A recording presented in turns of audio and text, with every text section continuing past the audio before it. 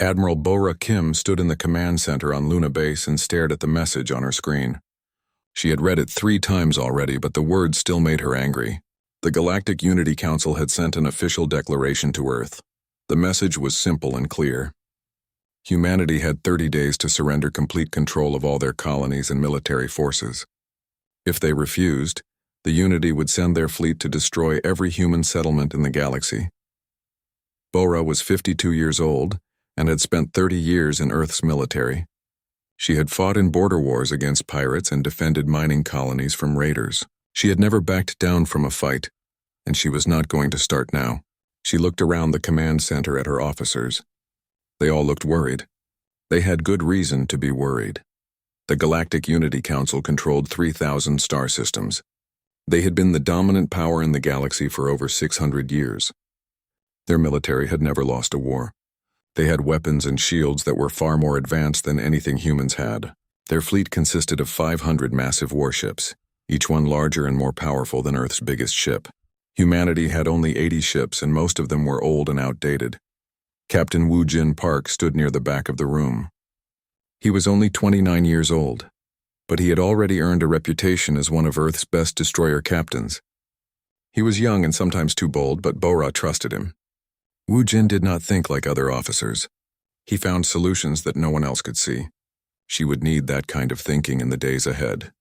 "They are calling us dangerous," Dr. Hai-Jin Lee said from her station. She was the lead scientist for human weapons development. At 41, she had created most of the new technology that kept Earth's military competitive. "They say we are too aggressive and violent. They say we are a threat to galactic peace."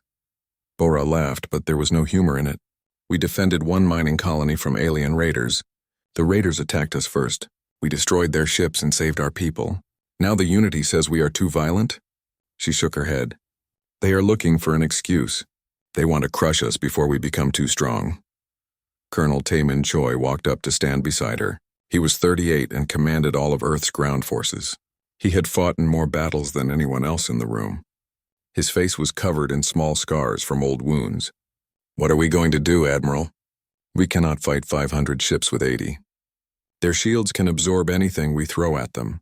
Their weapons can tear through our hulls like paper." Bora turned to face the room. Every officer was looking at her now.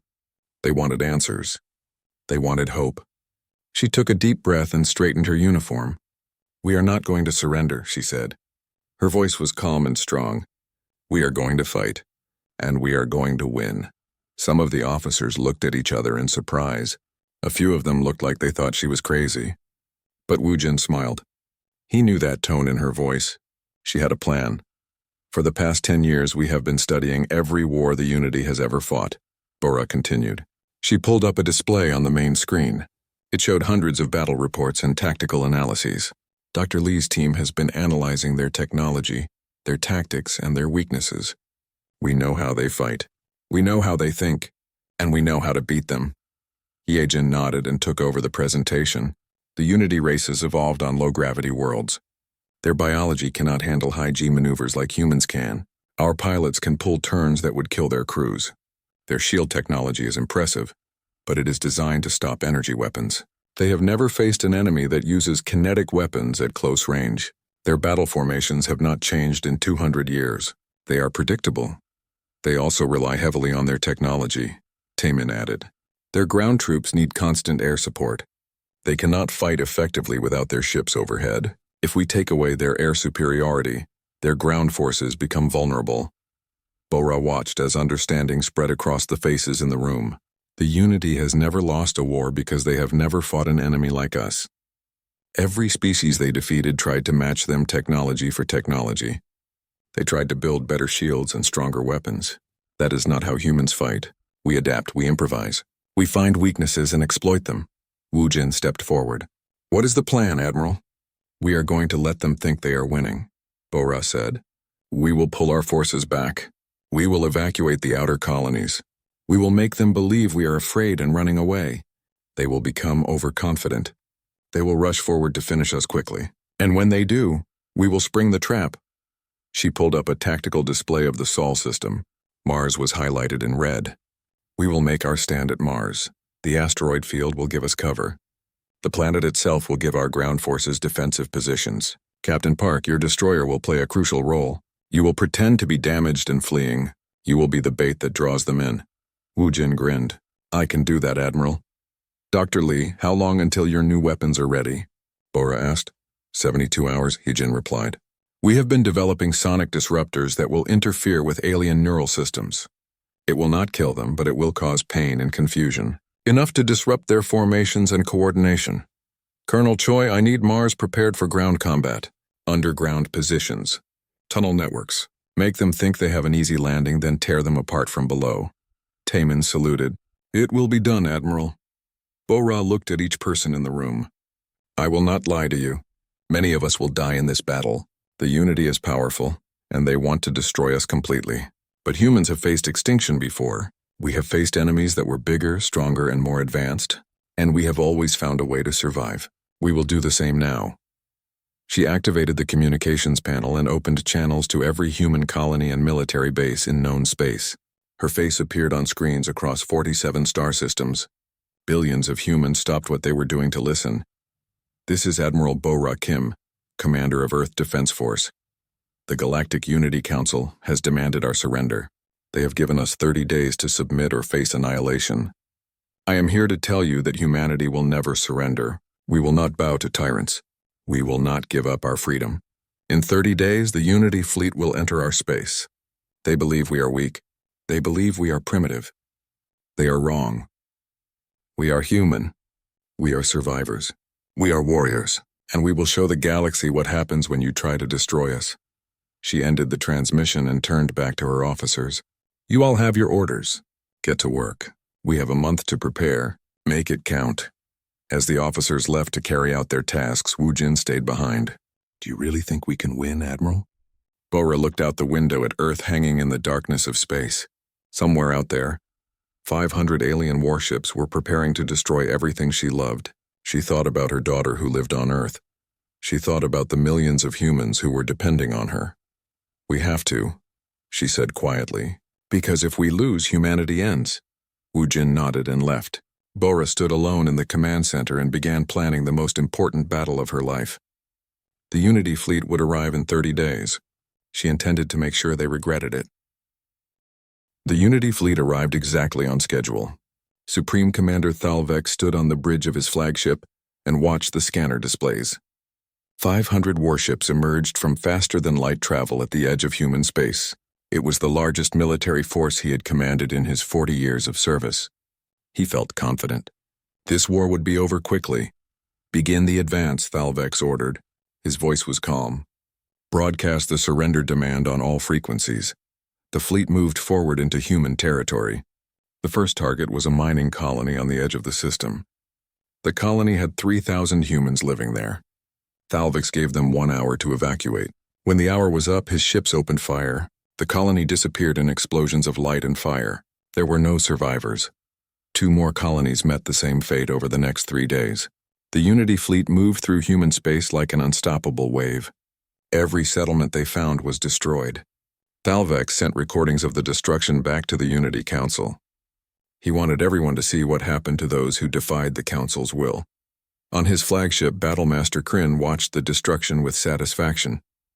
He commanded the elite assault divisions, the best ground troops in the Unity military.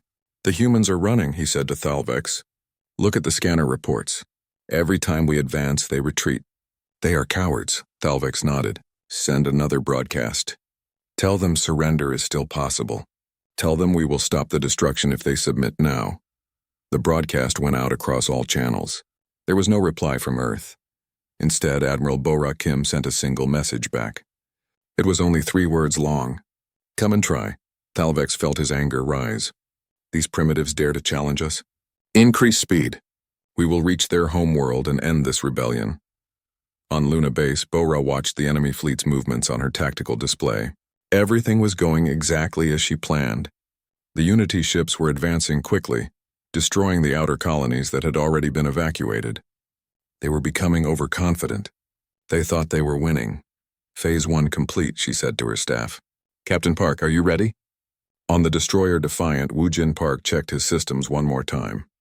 His ship was positioned near the 4th planet in the system. He had a crew of 120 people, and every one of them knew the plan was dangerous. Lieutenant Sumi Han sat at the tactical station next to him. She was 26 years old and the best tactical officer in the fleet. "All systems are ready, Captain," Sumi reported. "Weapons are charged. The fake damage is in place. We look like we just barely survived a battle." Wu Jin smiled. "Then let's give them a show. Begin broadcasting distress signals. Make it look desperate." The Defiant began sending emergency calls on all frequencies. The messages claimed the ship was damaged and fleeing from the Unity fleet. They said the engines were failing and life support was critical. It was all a lie, but it looked convincing on the enemy scanners. Battlemaster Kryn was the first to notice the distress signals. "Supreme Commander, we have detected a human destroyer. It appears to be damaged and trying to escape. Should we pursue?" Talovec studied the readings. The ship looked like easy prey. "Send 3 cruisers. Capture it if possible. I want prisoners to interrogate." 3 Unity cruisers broke formation and accelerated toward the Defiant. Each cruiser was 3 times larger than the human destroyer. Their commanders expected an easy capture. They were wrong. Wu Jin watched the enemy ships approach. "Hold position," he told his crew. "Wait until they are close. Sumi, are you tracking their formation pattern?" "Yes, Captain," Sumi replied. She had been studying Unity tactics for months. "They are moving in standard pursuit formation Delta 7. When they get within weapons range, the lead ship will fire warning shots. The other 2 will move to flank us." "Perfect," Wu Jin said. "That means they will be exactly where we want them." Meanwhile, the main human fleet was hiding in the asteroid field near Mars. Bora had positioned all 77 remaining ships among the rocks and debris. They were running on minimal power to avoid detection. The crews sat in silence waiting for the signal to attack. Dr. Hee-Jin Lee moved between the ships in a small shuttle. She was personally installing her new sonic weapons on every vessel. The devices were small but powerful. When activated, they would send out frequencies that caused intense pain to most alien species. Humans could not hear the frequencies at all. "These will level the playing field," Hee-Jin explained to the captain of the cruiser Titan. "The Unity has better shields and stronger hulls, but they don't expect psychological warfare. When we activate these devices, their crews will be unable to function properly. They will make mistakes." Down on Mars, Colonel Taemin Choi was finishing his preparations. He had 10,000 ground troops hidden in tunnel networks below the surface. The tunnels had been built over the past 20 days by construction crews working around the clock. From orbit, Mars looked empty and undefended. In reality, it was a trap waiting to spring. Sergeant Kai Tae-yoon led one of the Special Forces teams. He was 32 and had trained for tunnel warfare his entire career. "Sir, we have sensors in place across the entire landing zone," he reported to Taemin. "When the aliens land, we will know their exact positions." "Good," Taemin replied. "Remember the plan. Let them land. Let them think they have secured the area. Then we hit them from below. No mercy." Back in space, Ambassador Nari Song was aboard a neutral alien station near human space. She was 45 years old and had served as Earth's diplomat for 15 years. She had spent the past month quietly meeting with representatives from other alien civilizations. Many of them were unhappy with the Unity Council's aggressive actions. "Will you help us?" Nari asked a delegate from the Kelvin Confederation. The alien shook its head. "We cannot fight the Unity, they are too powerful. But we can watch. We can record what happens. If you somehow win, the galaxy will know the truth." Nari nodded. "It was better than nothing. Then make sure your cameras are ready. What happens next will shock the entire galaxy." The Unity fleet reached Mars orbit after 18 days of constant advance. Supreme Commander Thalovec studied the planet below. His scanners showed minimal human presence. The main human fleet was nowhere to be seen. He smiled. They were hiding near their homeworld, preparing for a desperate last stand. "Battlemaster Kryn, prepare your landing forces," Thalvex ordered. "Take Mars, establish a forward base. From there we will launch the final assault on Earth." "It will be done," Kryn replied.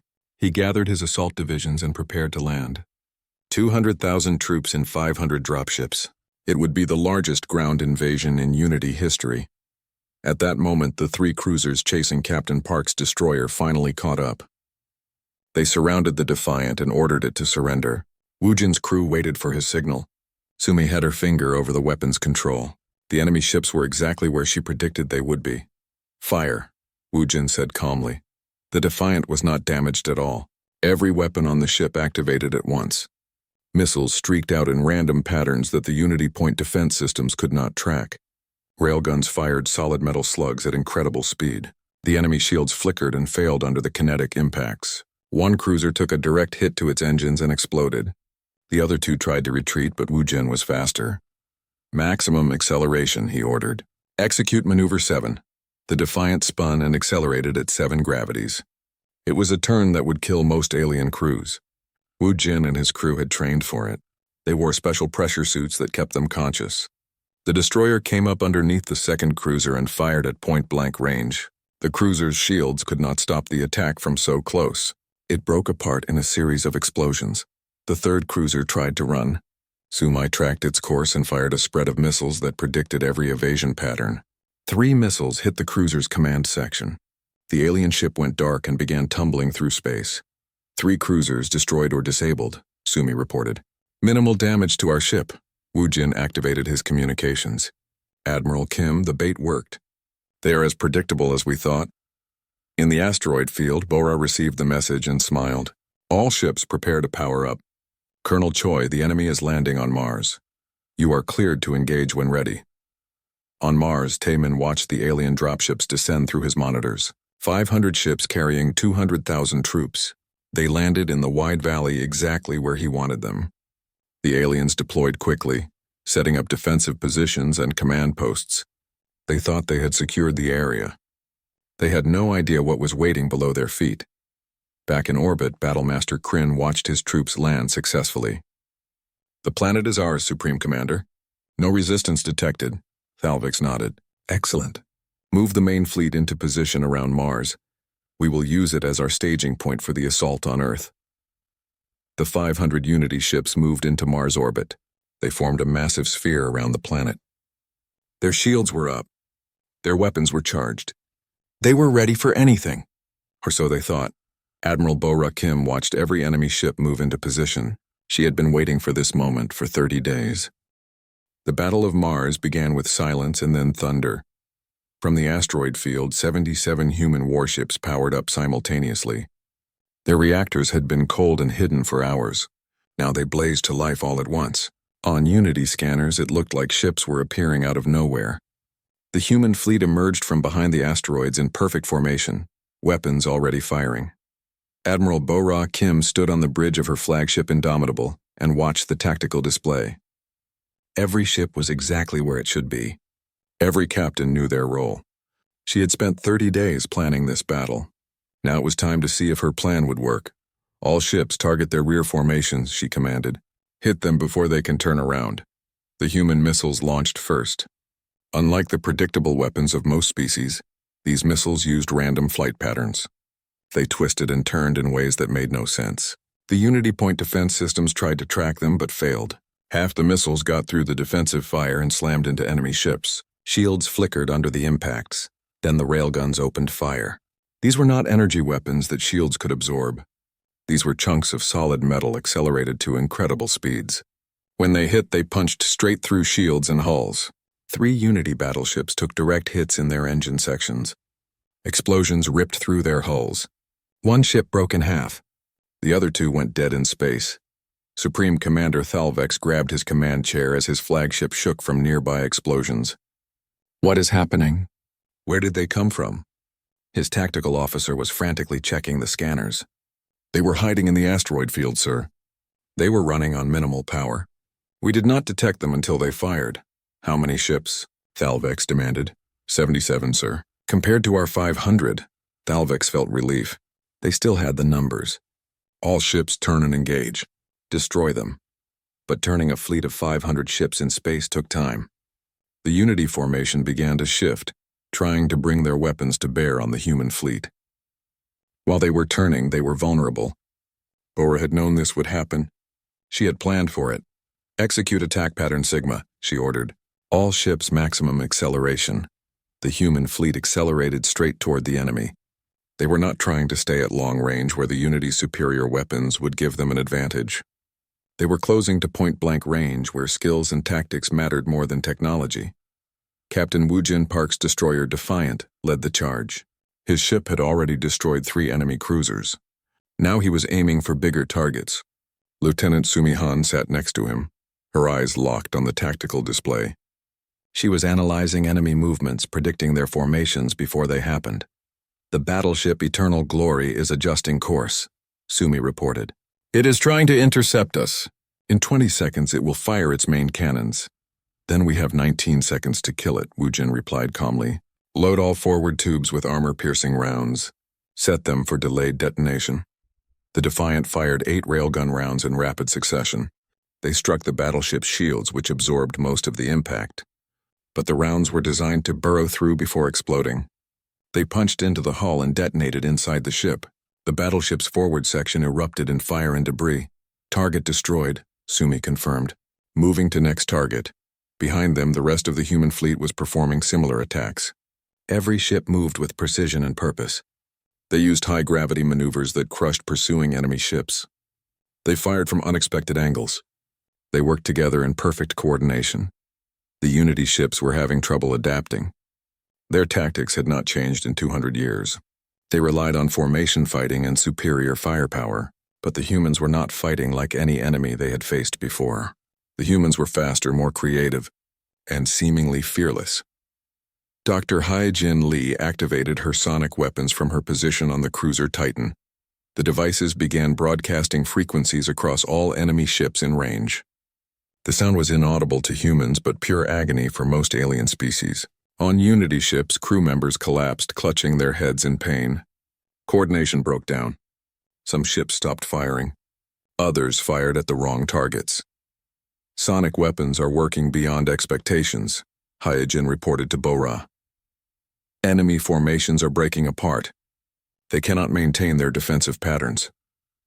Battlemaster Kryn watched in disbelief from his command ship in orbit above Mars. His fleet was being torn apart by a force 1/7 its size. Ships were exploding all around him. The humans were everywhere, striking from impossible angles, moving at speeds that should kill their crews. Request all ships to pull back to defensive formation Gamma, he ordered. We need to regroup. But defensive formation Gamma was exactly what Lieutenant Sumi Han had predicted they would try. She had been studying Unity tactics for months. She knew their playbook better than they did. Admiral Kim, the enemy is moving to formation Gamma, Sumi broadcast on the command channel. Recommend attack vector 99 Alpha. Bora smiled. All ships execute 99 Alpha. Target their command vessels. The human fleet adjusted course as one. They knifed through the Unity formation, specifically targeting ships with command staff. When a Unity captain died, his replacement had to take control. This caused delays and confusion. The humans exploited every second of that confusion. Down on Mars, Colonel Taemin Choi heard the battle raging in orbit above. It was time for his forces to act. He gave the signal. All across the Martian surface, hidden hatches opened.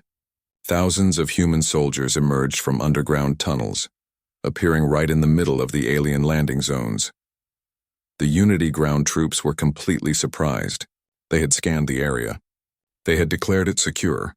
Now suddenly human soldiers were everywhere, firing from every direction. Sergeant Kai Tae-yoon led his team up through a tunnel that opened directly beneath an alien command post. They emerged in the center of the enemy headquarters and opened fire before the aliens could react. Within seconds, the entire command staff was dead. The alien ground forces lost coordination. All teams execute Phase 2, Taemin ordered. Capture their heavy weapons. Use them against their own ships.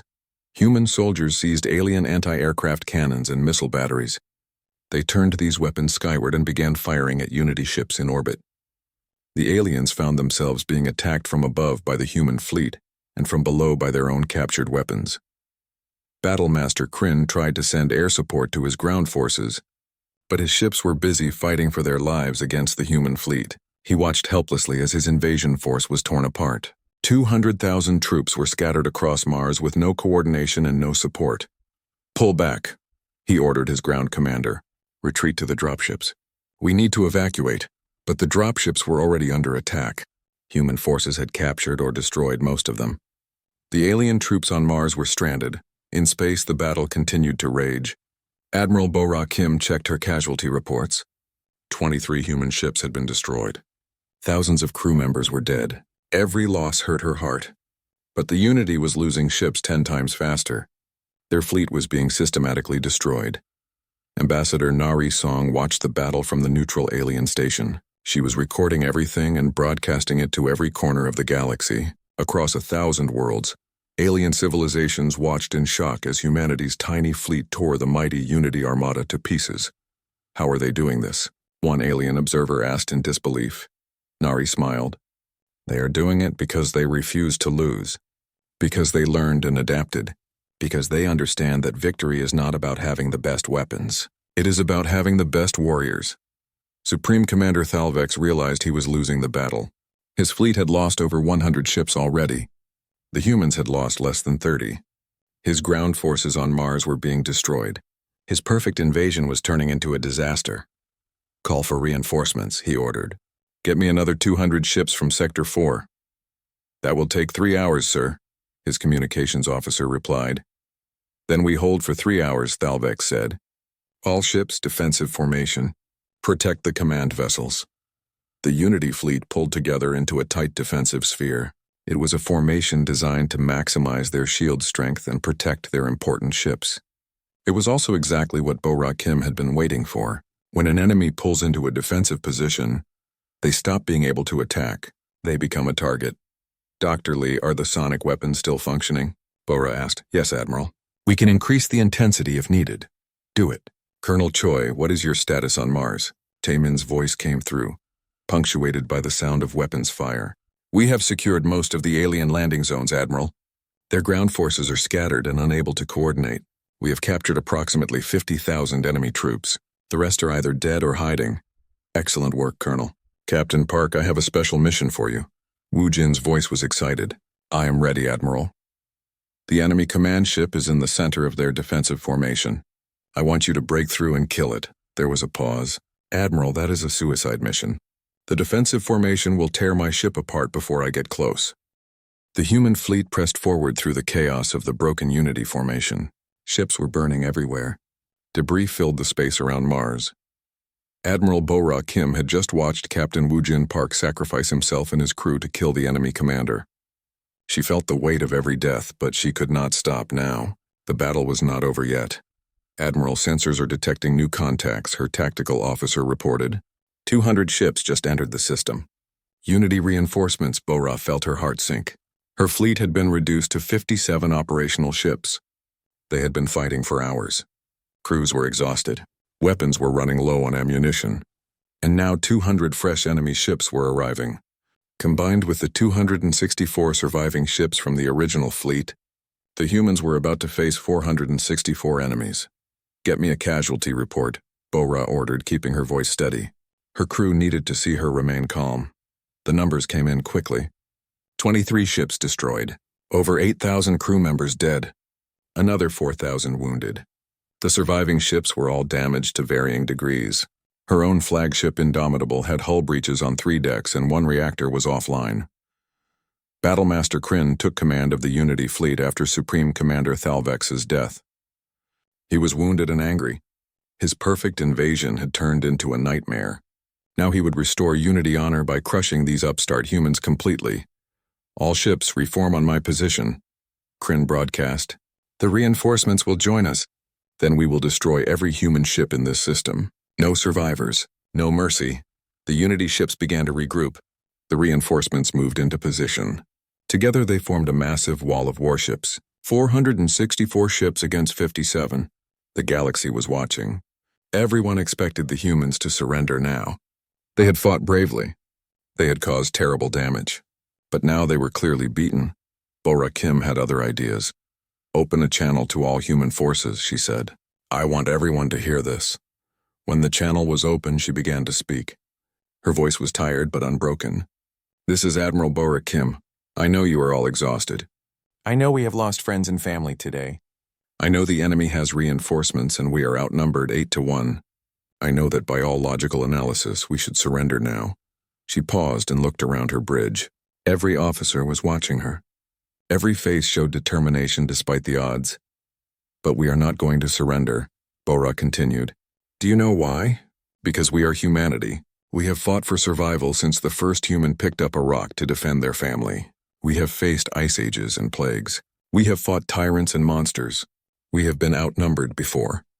We have been told we could not win before, and every single time we prove them wrong. We adapt, we overcome, we survive. Today will be no different. On Mars, Colonel Taemin Choi listened to the Admiral's speech while standing in a captured alien command post. His ground forces had secured most of the planet. The alien troops were scattered and defeated. But he knew the ships above were in trouble. "Get me Dr. Lee," Taemin said to his communications officer. Dr. Hai-Jin Lee was on board the cruiser Titan, trying to repair damaged systems. She had been working for hours without rest. When Taemin's call came through, she looked exhausted but alert. "Colonel, what do you need?" she asked. "The Admiral said you have one final weapon, something that could turn this battle."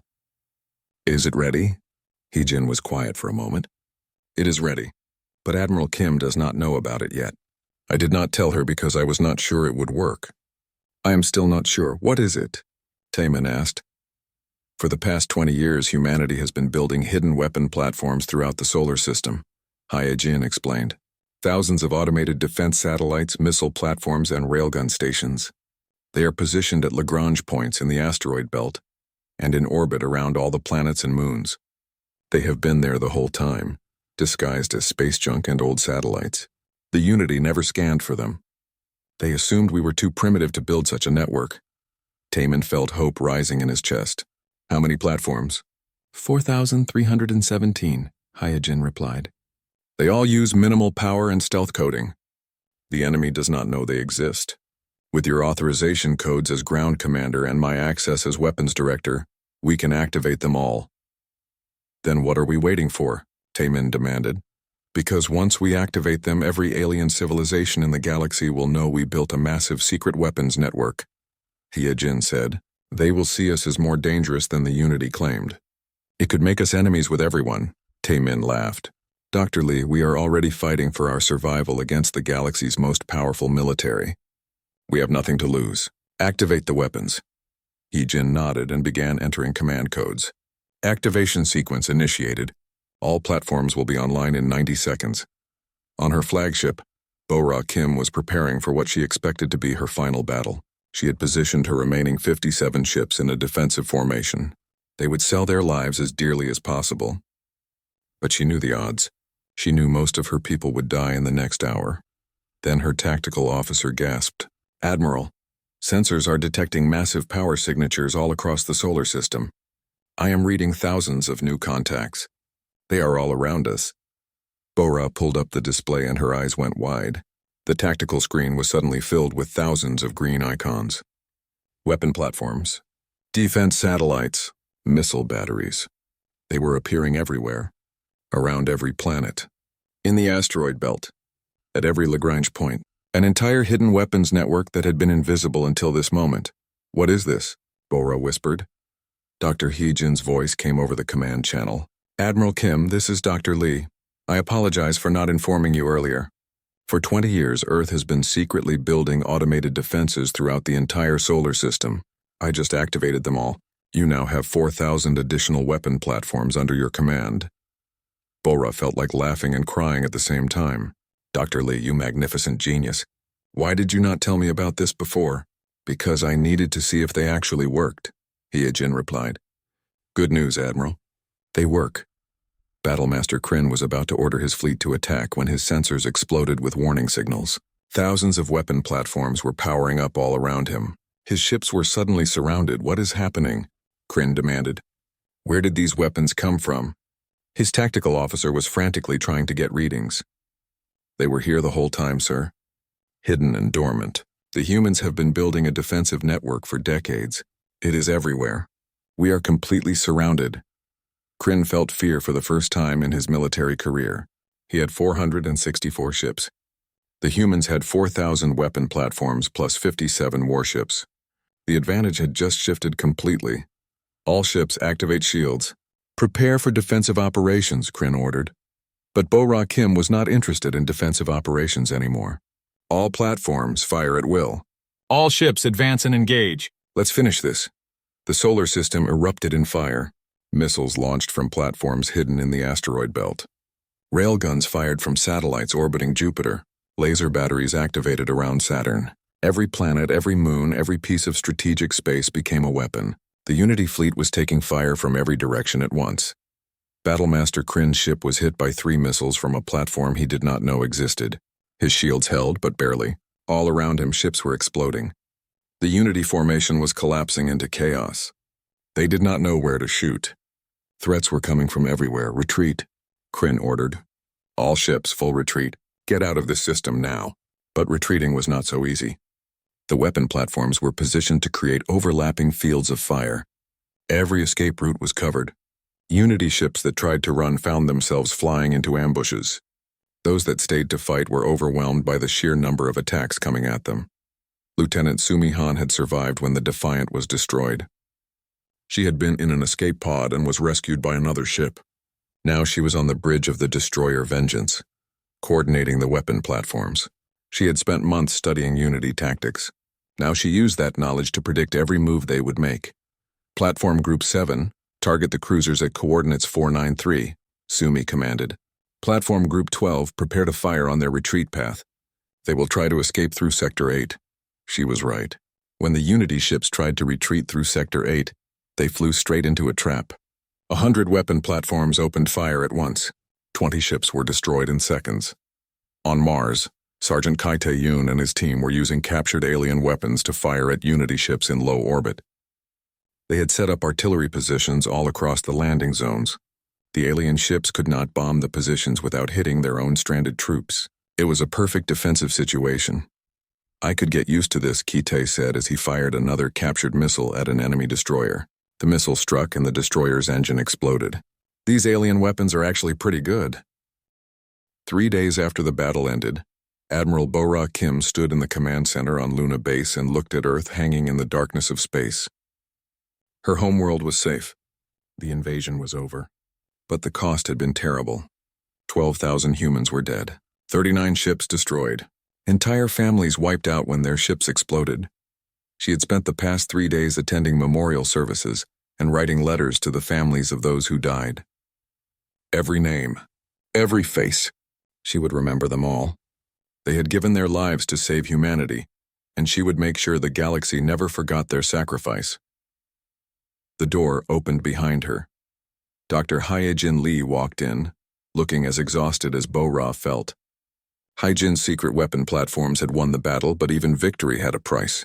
Many of the platforms had been destroyed in the fighting. Thousands of years of construction work and planning were gone in a few hours. How are you holding up? Hyejin asked. I am alive, Bo-Ra replied. That is more than 12,000 of our people can say. They stood in silence for a moment, looking at Earth. Then Hyejin spoke again. The galaxy is reacting to our victory. Ambassador Song has been sending reports. Things are changing out there. Bo-Ra turned to face her. What kind of changes? The kind that might change the entire balance of power, Hyejin said. Come see. They walked to the communications center where Ambassador Nari Song was waiting on a video screen. Nari had spent the past 3 days meeting with representatives from dozens of alien civilizations. She looked tired but excited. Admiral Kim, Dr. Lee, I have news, Nari said. The Galactic Unity Council is falling apart. 3 member civilizations have already withdrawn. 5 more are threatening to leave. The Council's authority has been shattered. High Arbiter Veln has been removed from power. The Unity military is being forced to accept a new charter that limits their ability to wage aggressive wars. Bo-Ra felt a grim satisfaction. Good, they brought this on themselves. What else? 14 alien civilizations have requested formal diplomatic relations with Earth, Nari continued. They want military alliances, technology exchanges. Some are even asking if we can train their officers in human tactics. They saw what we did to the Unity fleet. They want to know how we did it. And what did you tell them? Bo-Ra asked. Nari smiled. I told them we would consider their requests. But first, they need to recognize human sovereignty. They need to pay reparations for the colonies the Unity destroyed. And they need to understand that humanity will never be conquered or controlled. We are equals, or we are nothing. How did they respond? Hyejin asked. They agreed to all our terms, Nari replied. Admiral, the galaxy respects strength. For 600 years they respected the Unity because the Unity had never lost. Now we have destroyed the Unity fleet. We have shown capabilities that no one knew we possessed. The entire galaxy is looking at humanity differently now. Bora nodded slowly. Schedule the meetings, but make sure they understand we are not looking to conquer anyone. We just want to be left alone to grow and develop in peace. I will make that clear, Nari promised. Oh, and one more thing. Battlemaster Kryn has requested to speak with you. He is in the prisoner facility on Mars. Bora raised an eyebrow. The man who tried to invade our home wants to talk? Very well. Set up the communication. A few hours later, Bora was looking at Battlemaster Kryn on a screen. The alien warrior looked different than he had during the battle. His arrogance was gone. He looked defeated and old. He had burns on his face from when his ship was destroyed. Admiral Kim, Kryn said. His voice was respectful now. I wanted to speak with you before I am sent back to face Unity Justice. What do you want to say? Bora asked. I want to understand, Kryn replied. My fleet was the finest in the galaxy. We had superior numbers, superior technology, superior training. We had never lost a battle in 600 years. How did you defeat us?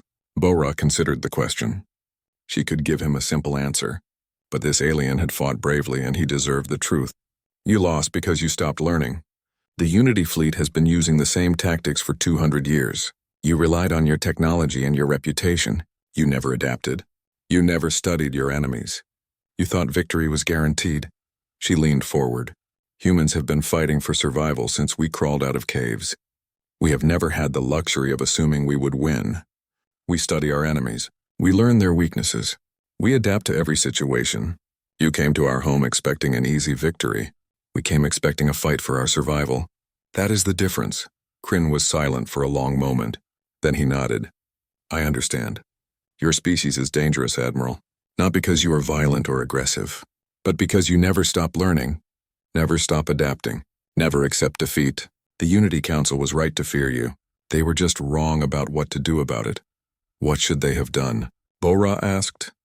They should have made you allies, Kryn replied. The galaxy needs more species like humanity. Not fewer. The transmission ended. Bora sat alone with her thoughts. She had expected to feel triumphant after defeating the Unity. Instead, she just felt tired and sad.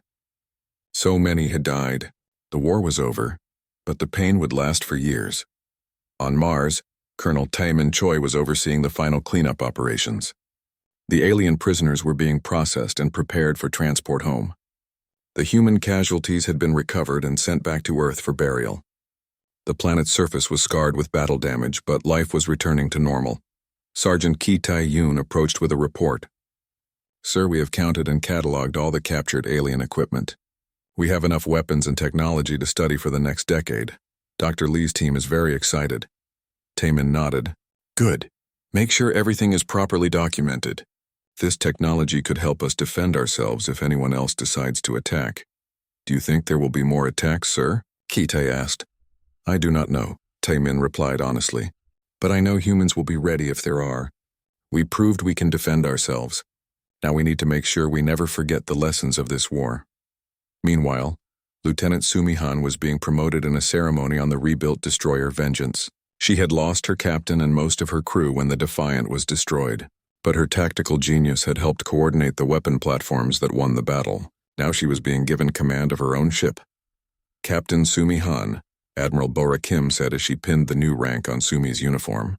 Captain Woo-Jin Park was one of the finest officers I ever served with. He believed in you. He trusted your judgment. Now I am trusting you with your own command. Use it well, Sumi saluted. I will honor his memory, Admiral. I promise. There was another ceremony that day. A young ensign named Yu-Jin Kang was receiving a medal for bravery. During the battle, Yu-Jin had navigated through a debris field to rescue survivors from destroyed ships. She had saved over 2,000 people while under enemy fire. She was only 23 years old. You showed courage beyond your years, Bora told her. You reminded us that even in war we remain human. We take care of our own. We never leave anyone behind. Yu-Jin looked nervous but proud. I just did what anyone would do, Admiral. No, Bora said firmly. You did what a hero does. There is a difference. 6 months later, the galaxy looked very different. The Unity Council had been restructured. New rules prevented any single civilization from dominating others. The Unity military was reduced by 60%. Reparations were paid to the human colonies that had been destroyed. Admiral Bo-Ra Kim was promoted to Supreme Commander of Earth Defense Force. She now commanded not just Earth's military, but joint forces with allied alien civilizations. 14 different species had signed mutual defense pacts with humanity. Captain Sumi Han was leading training exercises with alien officers. They were learning human tactics and sharing their own knowledge. Military academies across the galaxy were studying the Battle of Sol system. It was being taught as an example of how creativity and determination could defeat superior force. Dr. Heejin Lee was appointed Director of Galactic Research. She was working with alien scientists to develop new technologies, but she made sure humanity never gave away its most important secrets. The hidden weapon platforms had been rebuilt and expanded. Earth would never be defenseless again. General Taemin Choi led a rapid response force that could deploy anywhere in human space within hours. His troops were training constantly, learning from the war and preparing for any future threats. The lessons of Mars were taught to every soldier. Use terrain, use creativity, never fight fair when survival is at stake. Ambassador Nari Song became Earth's first representative on the restructured Galactic Council. She fought for human rights and made sure humanity's voice was heard in galactic politics. Other young civilizations looked to her as an example. If humans could stand up to the Unity and win, then maybe they could too. 1 year after the battle, a memorial was built on Luna Base. It listed the names of all 12,000 humans who died defending their home. Bora visited the memorial often. She would stand and read the names. She would remember their faces. She would promise them that their sacrifice had not been in vain.